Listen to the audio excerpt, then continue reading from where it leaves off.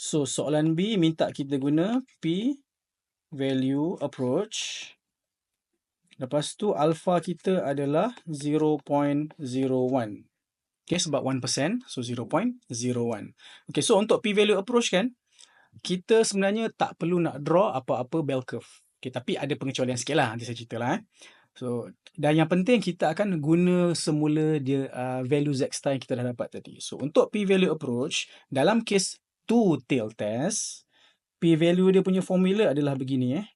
P-value adalah sama dengan p z less than negative z star tambah p z more than z star. Z star kita adalah negatif 3.35 kan. Okey, nak bagi tahulah kat sini. Maknanya Z star yang negatif duduk sini. Lepas tu Z star yang positif duduk dekat sini. So, kita akan dapat macam ni lah sebenarnya. P Z less than negative 3.35. Okay. Tambah P Z more than positive 3.35. Okay, dia macam tu.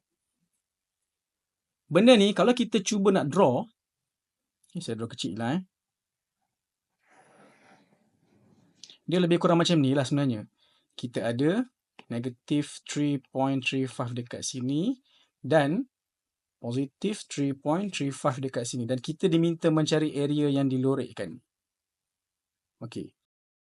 So, since kedua-dua area ni adalah sama, maka kita boleh tuliskan sebagai 2 darab P Z less than negatif 3.35 atau kita boleh pilih yang positif punya iaitu 2P Z more than positif 3.35. Dua-duanya memberi maksud yang sama.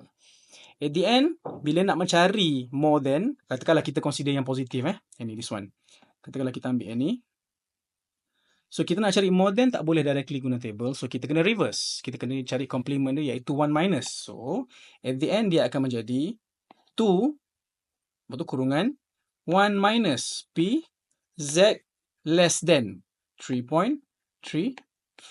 Okay. Because the idea is, kita nak tahu area ni berapa. Kan, lepas tu nanti dah tahu darab 2 lah. Tapi sebelum nak tahu tu, untuk mencari area ni, the idea is, we take the whole curve, iaitu 1.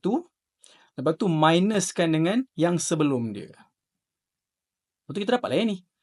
Okay, hence dia 1 minus PZ less than 3.35. Okay. So, sekarang kita carilah value 3.35 dalam table. So, 3.35. Kita ada 3.3 dekat sini. Lepas tu dia nak 5. So, kat mana dia intercept? Dia akan intercept di sini. So, our value is 0.99960. Okay, jadi kita pun ambillah value ni, kita letak. So, dia jadi 2 darab 1 tolak 0.99960. 0.0008. Okay, so dalam p-value ni, kita kena buat apa sebenarnya? Okay, lepas kita cari p-value, kita take note p-value dia berapa? So, the p-value is 0.0008. Okay, lepas tu value alpha berapa? Value alpha adalah 0.01. Now, you compare between these two, yang mana lagi besar? Okay, ataupun senang cerita tengok ni lah. Okay, p-value dengan 0.01 ni, dia lagi besar ke lagi kecil? So, kita dapati, the p-value is smaller. Okay, bila dia smaller, maksudnya apa? Apabila p-value lebih kecil ataupun sama dengan alpha, maka kita reject H0. So, dalam kes ni, kita reject. Okay, so, reject H0. So, sama tak kita punya kesimpulan tadi? Sama sahaja. So, di akhirnya kita dapati there is enough evidence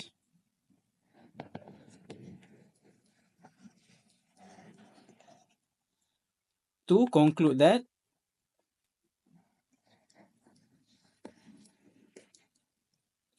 the mean age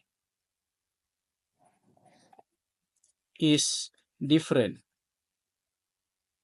than 30 years.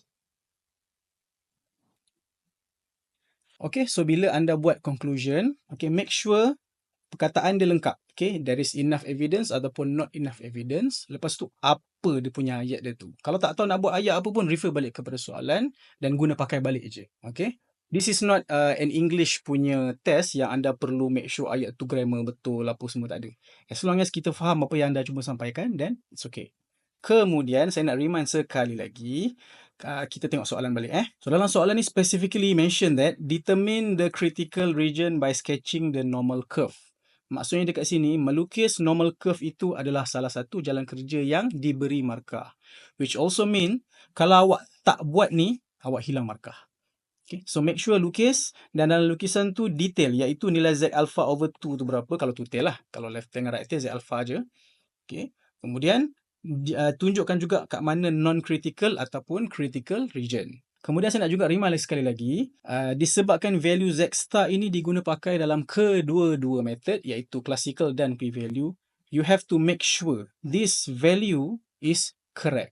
Sila double, triple, quadruple check sebelum anda proceed untuk menjawab soalan A dengan B. Sebab kita pakai dua-dua ni. Dua-dua method ni pakai nilai 3.35 ni. Negative 3.35. So make sure dia betul dulu.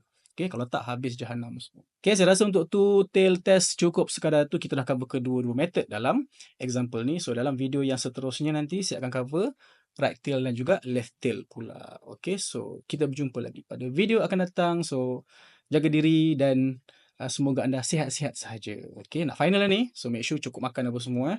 Okay, jumpa lagi. Bye-bye.